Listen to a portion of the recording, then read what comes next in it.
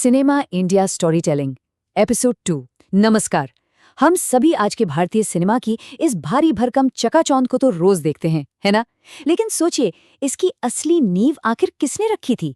उन लोगों ने जिन्होंने पहली बार कैमरे के लेंस से हमारी असल जिंदगी को छुआ था। चलिए थोड़ा पीछे चलते हैं। जैसा कि अक्सर कहा जाता है, सिनेमा सिर्फ सितारों से नहीं बनता। तो चलिए इस बात की गहराई में चलते हैं। आज के इस ग्लिट्स और ग्लैमर से बहुत बहुत पहले इस कला को हरिश्चंद्र सखाराम भाटवड़ेकर जैसे लोगों ने गढ़ा था, जिन्हें लोग बड़े प्यार से सावे दादा बुलाते थे। 1896 बॉम्बे में चलता फिरता जादू। कल्पना कीजिए 1896 के उस बॉम्बे की, एक ऐसा शहर जो लगातार बदल रहा था और जहां एक बिल्कुल नया जादुई आविष्कार दस्तक देने ही वाला था। हुआ कुछ यूं कि बॉम्बे के वॉटसन होटल में ल्यूमिया ब्रदर्स की कुछ शुरुआती फिल्में दिखाई गईं। अब आप सोचिए, उस दौर में पर्दे पर महज फैक्ट्री से निकलते हुए लोगों या एक आती हुई ट्रेन को देखना दर्शकों के लिए ये किसी बड़े चमत्कार से कम नहीं था। बस कुछ सेकंड के उन दृश्यों ने ही लोगों को पूरी तरह से मंत्रमुग्ध कर दिया था। सावे दादा और उनका कैमरा। अब दिलचस्प बात यह है कि उन हैरान दर्शकों की भीड़ में हमारे सावे दादा भी बैठे थे, लेकिन वो सिर्फ ताली बजाकर घर नहीं लौटे। उनके दिमाग में एक बहुत बड़ा सवाल कौंधरा रहा था। अगर ये मशीन दुनिया को चलते हुए दिखा सकती है, तो क्यों ना इसका इस्तेमाल हमारे अपने भारत को उसकी अपनी गति में कैद करने के लिए किया जाए। यहीं से उनके अंदर एक बहुत गहरा दार्शनिक बदलाव आया। देखिए, सावे दादा का रोजमर्रा का काम था एक पोर्ट्रेट फोटोग्राफर के रूप में स्थिर चेहरों की तस्वीरें खींचना। लेकिन उस दिन के बाद उन्होंने सोचना शुरू कर दिया कि क्या सिर्फ एक रुके हुए पल की जगह हम पूरे के पूरे जीवन को ही चलते फिरते रूप में हमेशा के लिए सुरक्षित रख सकते हैं। आज तो हम अपनी जेब से फोन निकालते हैं और रिकॉर्डिंग शुरू कर देते हैं, राइट? लेकिन 19वीं सदी के अंत में ये लिटरली एक पागलपन भरा काम था। पहले तो लंदन से कैमरा मंगवाओ, फिर कच्ची फिल्म स्टॉक को संभालो, घंटों शूट करो, उसे खुद प्रोसेस करो और तब जाके कहीं उसे प्रोजेक्टर पर लोगों को दिखाओ। एक अकेले इंसान के लिए सावे दादा का ये डेडिकेशन वाकई माइंड ब्लोइंग था। 1899 पहली वास्तविक यानी फैक्चुअल फिल्म। इस अथाह मेहनत का असली नतीजा हमें 1899 में देखने को मिला, जब सावे दादा अपना वो इम्पोर्टेड कैमरा लेकर सीधे बॉम्बे के हैंगिंग गार्डन्स पहुंच गए। उनका मकसद बिल्कुल साफ था, भारत की पहली असली बिना किसी मिलावट वाली सच्चाई को कैमरे में उतारना।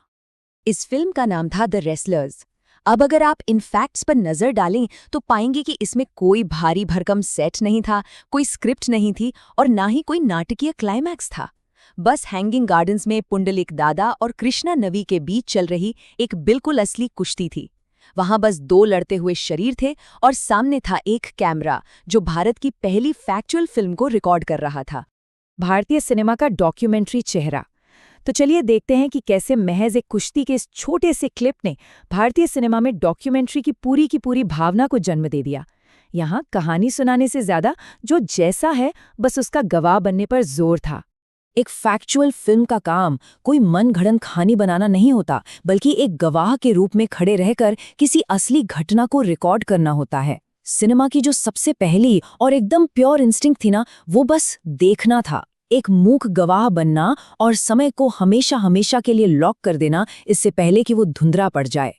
और बात सिर्फ द रेसलर्स पर खत्म नहीं हुई।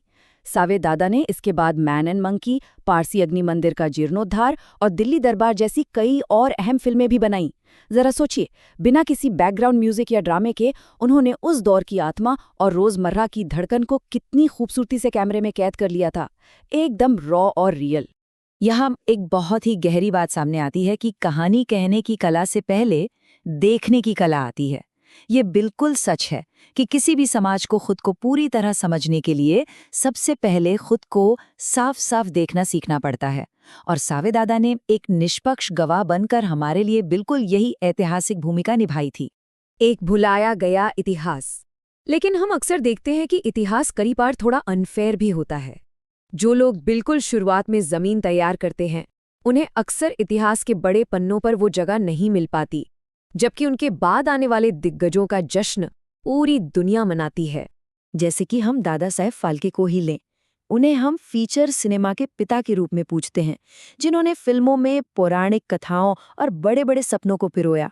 लेकिन हमें ये नहीं भूलना चाहिए कि उनके साथ साथ सावे दादा भी थे, जिनकी नींव पूरी तरह से कठोर तथ्यों और असलियत पर टिकी थी।